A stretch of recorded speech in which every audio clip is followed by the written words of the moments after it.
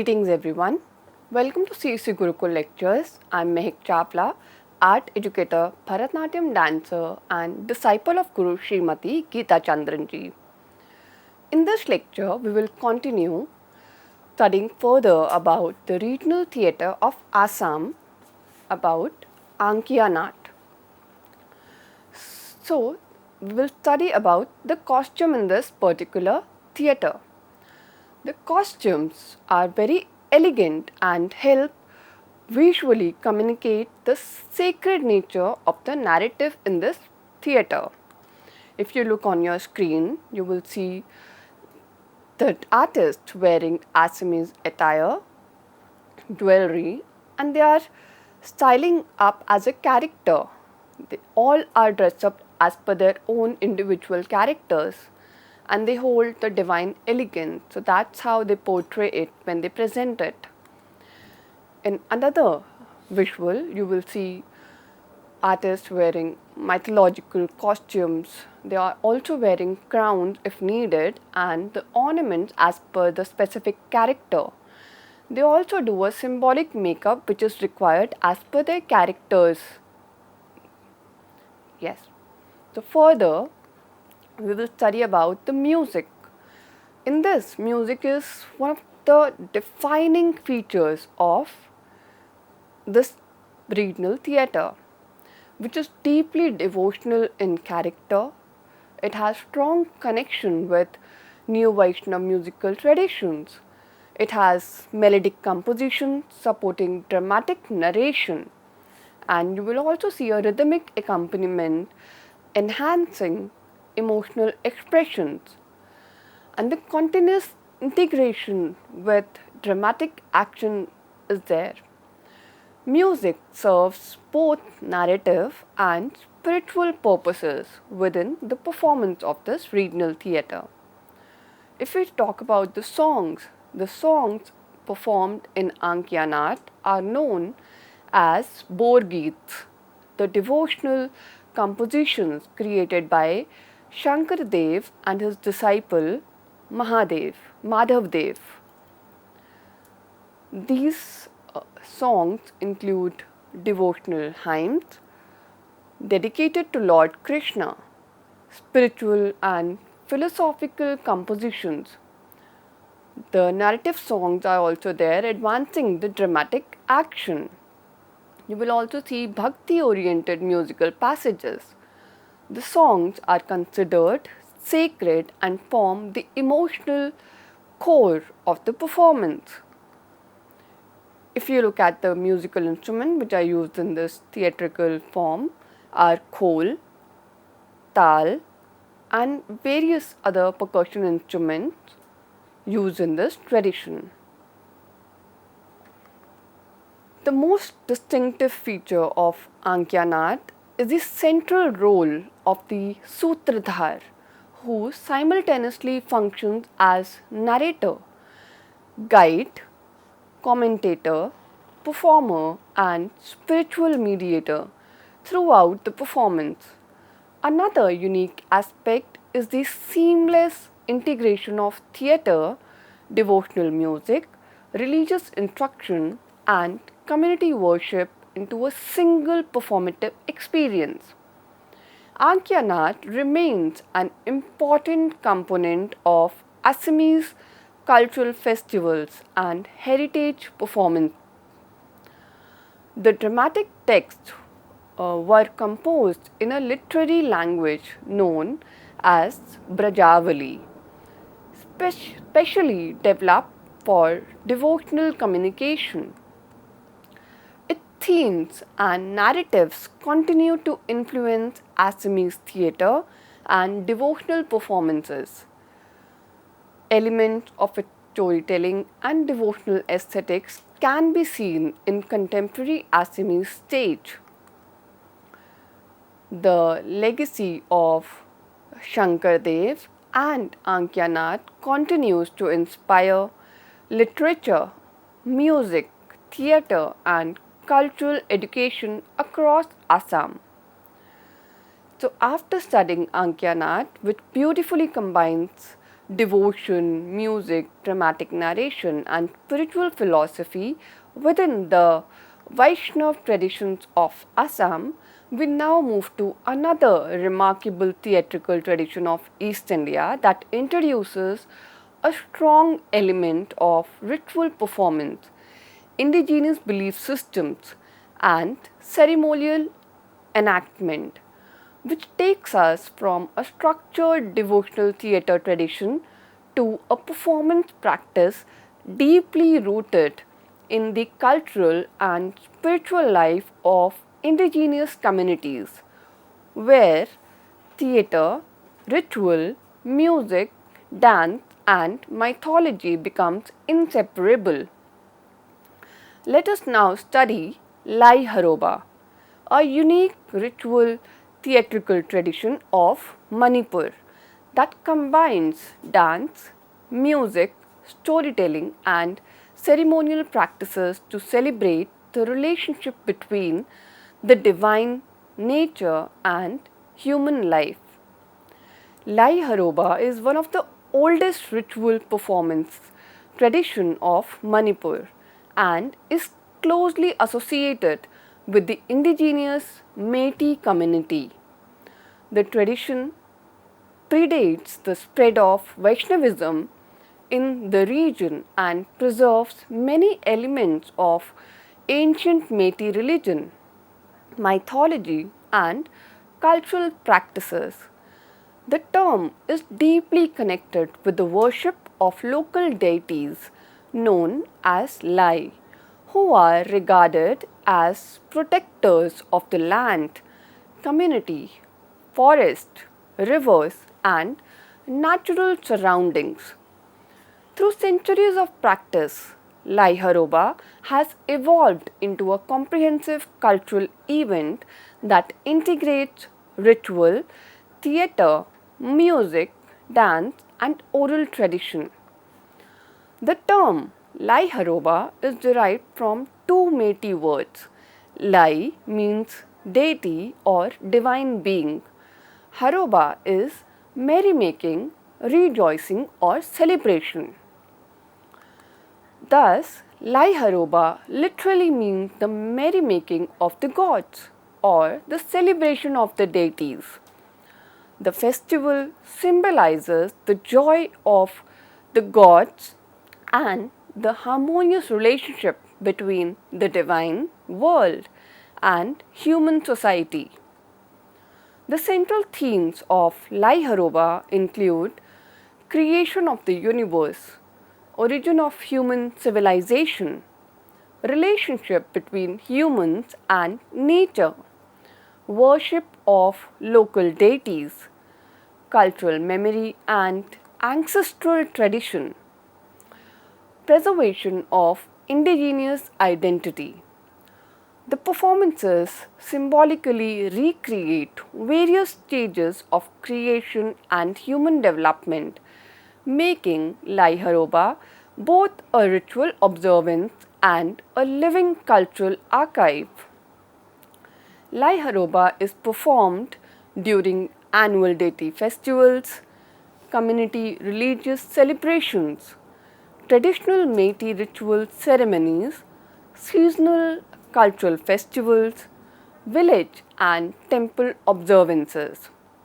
The festival may continue for several days or even weeks depending on local traditions and the deity being honored.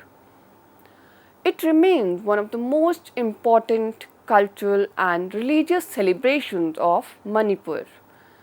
And the principal performers are the Maibis, traditional priestesses who serve as custodians of ritual knowledge and sacred performance traditions.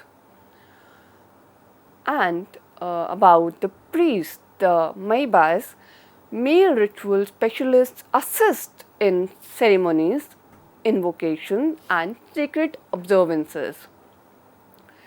If we look at the community participants, they are villagers, musicians, dancers, and devotees actively participating in various segments of the festival. Thus, Lai Haraoba is not confined to professional performers but functions as a collective community celebration. If you look at the performance structure of Lai Haraoba is elaborate, symbolic, and ritual oriented. The festival begins with prayer and ceremonial offerings to local deities, then proceeding on to the processions carrying sacred symbols and ritual objects are conducted through the community. Then you will see through symbolic gestures, movements, and dramatic representations, performers reenact creation of the earth, emergence of life, human activities and occupations, social organizations, and cultural development. And then you will see dance theatre sequences. The Maibis perform highly stylized movements depicting agriculture, fishing, weaving, building shelters, courtship, and social interactions. Then you will also see the community participating together. So many segments involve collective singing, dancing, and ritual participation by community members. And toward the end, the festival concludes with final offerings and blessings seeking prosperity, harmony, and protection. Unlike conventional theatre, Lai Haraoba does not focus on dramatic conflict or character development. Instead, it emphasizes symbolic representation, ritual meaning, and cultural continuity. If you look at the costume, they are wearing traditional Manipuri costume and jewelry, minimal jewelry, and they are wearing elegant white and or light colored costume. They also wear a waistband, waist cloth, colored cloth. And in another picture you will see the men are wearing dhotis, turban or head cloth, and they are wearing the ritual ornaments as per the ceremony. Music in Lai Haraoba is devotional, rhythmic and ceremonial. Its primary function is to support ritual activities, guide dance movement, create a sacred atmosphere and enhance symbolic storytelling. The musical style is generally gentle, meditative and spiritually evocative. And the songs performed during Lai Haraoba includes hymns dedicated to local deities, mythological narratives, creation stories, ritual chants, traditional Meitei compositions. Many songs preserve ancient oral traditions and religious knowledge passed down through generations. If you look at the musical instruments which are used in this theatre are penna, a bowed string, that's a string instrument which you can see on the right side, a man holding that instrument, drum, cymbals and various percussion instruments are being used in this form.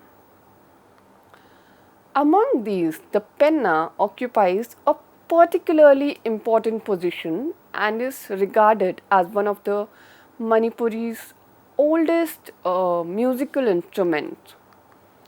So, Lai Haraoba is frequently showcased at national cultural festivals representing the heritage of Manipur. Scholars of theatre, anthropology and performance studies regard it as an important example of ritual theatre. Documentary films and cultural archive have extensively documented its ceremonial and performative dimension, and elements of Lai Haraoba have influenced contemporary Manipuri dance and theatre productions also. Lai Haraoba demonstrates how ritual, mythology, music, dance, and theatre can merge into a single performance tradition, offering valuable insight into the indigenous cultural heritage and spiritual worldview of Manipur. After exploring Lai Haraoba, which embodies ritual worship, creation, and indigenous cultural memory through sacred performance, we now move to another remarkable theatrical tradition of Eastern India that introduces a completely different aesthetic and performance vocabulary that takes us from a ritual centered community celebration to a highly dynamic dance theatre tradition characterized by martial movement, stylized body language, elaborate costumes, and powerful visual storytelling. Here, dramatic expression is conveyed not primarily through spoken dialogue but through movement, gesture, rhythm, and symbolic representation. Let us now study Chhau, a unique dance theatre tradition of Eastern India that combines martial arts, folk traditions, mythology, and dramatic performance into a visually spectacular theatrical experience. Chhau is a traditional dance theatre form practiced across the eastern Indian states of Odisha, Jharkhand, and West Bengal. Over time, three major regional styles developed of this form, which are Saraikela Chhau that belongs to Jharkhand, Mayurbhanj Chhau belongs to Odisha, and Purulia Chhau belongs to West Bengal. Although each style possesses distinct characteristics, all share common foundation in martial traditions, folk culture, mythology, and theatrical storytelling. The form evolved through the interaction of tribal practices, royal patronage, military training, exercises, and local performance traditions. As a result, Chhau occupies a unique position between dance, theatre, ritual performance, and martial art. The origin of the word Chhau is interpreted in different ways by scholars. It is often associated with chaya, that means shadow or image. Chhauni means military camps, and chauka means attack or the martial movement. These interpretations reflect important aspects of the tradition, including mass representation, stylized movements, and its connection with martial training. The major themes of Chhau include episodes from the Ramayana and Mahabharata, stories of gods and goddesses, victory of good over evil, heroism and warfare, nature and animal representation, folk legends and regional narratives, cosmic and spiritual themes. Through dramatic movement and symbolic representation, Chhau transforms mythological and heroic narratives into visually compelling theatrical performances. Chhau is traditionally performed during Chatra Parv, regional religious festivals, temple celebrations, community fairs, and cultural gatherings, national and international cultural festivals. Many performances take place during annual village festivals where entire community gathers to witness the enactment of mythological and heroic narratives. If we look at the performers, it is traditionally being performed by male artists, but in contemporary time, females are also participating in the productions. and it requires rigorous physical training. Performers often specialize in particular character types such as heroes, demon, animal, or deity to portray these characters.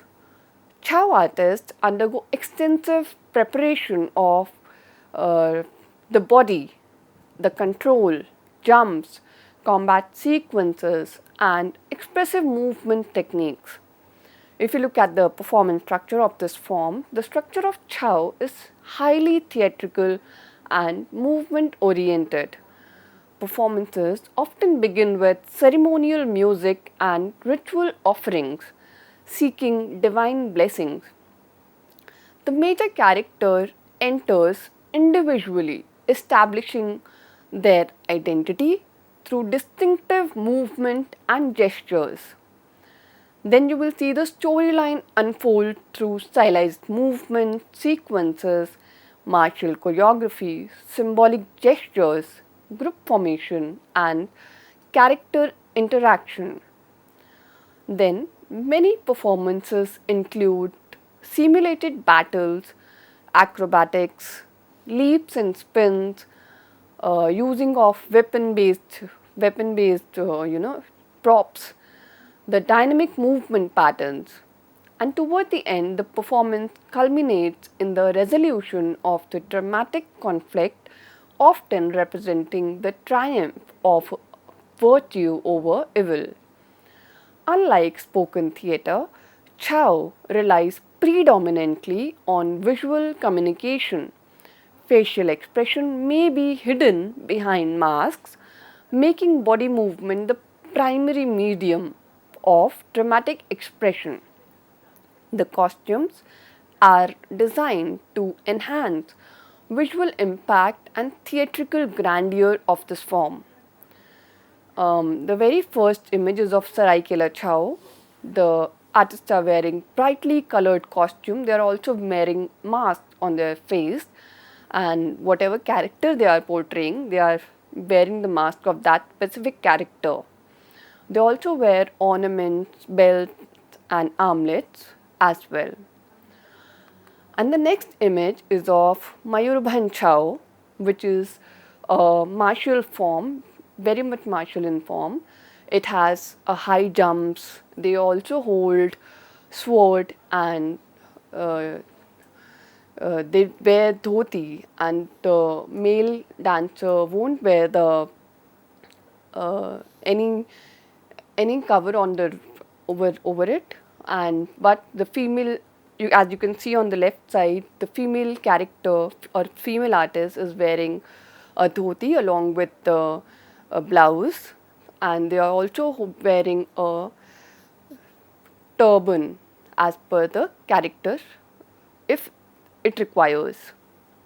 And the next image is of Purulia Chhau. In this, the characters are being portrayed by the artist, and they are wearing the specific costume as per their own individual characters, and they represent gods, heroes, demons, animals, and all the mythological beings. So that's how the costume is being defined for the three separate forms.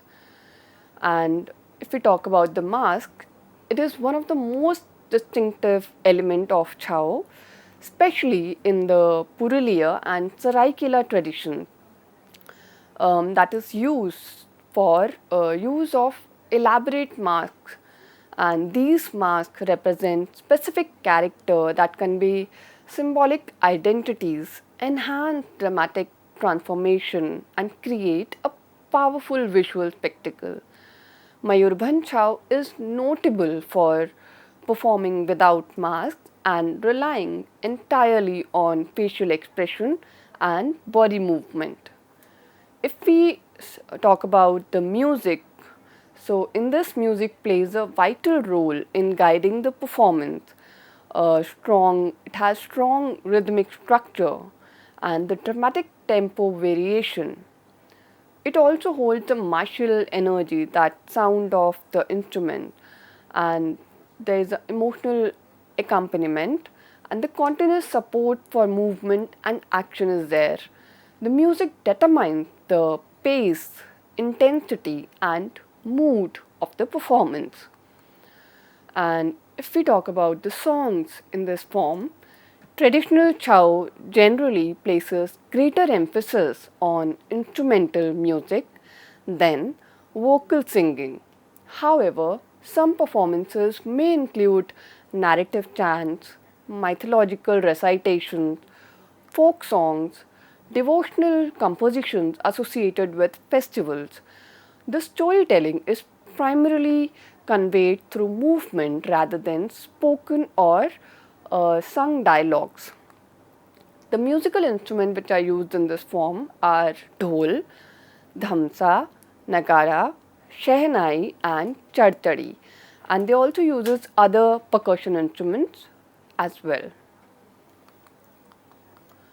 And the powerful percussion ensemble creates the dramatic energy that characterize Chhau performances. And the most distinctive feature of Chhau is its fusion of martial art, dance, theatre, acrobatics, masked performances. The ability to narrate complex stories through movement alone makes Chhau one of the India's most visually striking theatrical traditions. And so the three major styles which we studied are Puriliya, Saraikela, and Mayurbhanj. Each possesses unique aesthetic characteristics. Masks used in Chhau are handcrafted by specialized artisan community, and in 2010 UNESCO inscribed Chhau dance on the representative list of the intangible cultural heritage of humanity. Chhau inspired choreography appears in experimental theatre and modern dance works across India. Documentary, films, and cultural programs regularly feature Chhau as a symbol of Eastern India's artistic heritage. Through its extraordinary blend of martial movement, mythology, music, mask, and theatrical storytelling, Chhau stands as one of the most powerful and visually captivating regional theatre tradition of Eastern India, demonstrating how movement itself can become a language of dramatic expression.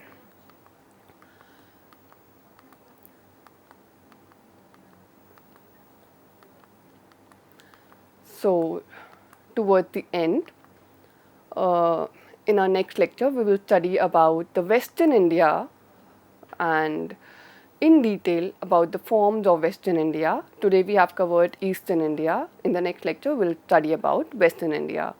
So with this, I conclude my lecture. Thank you.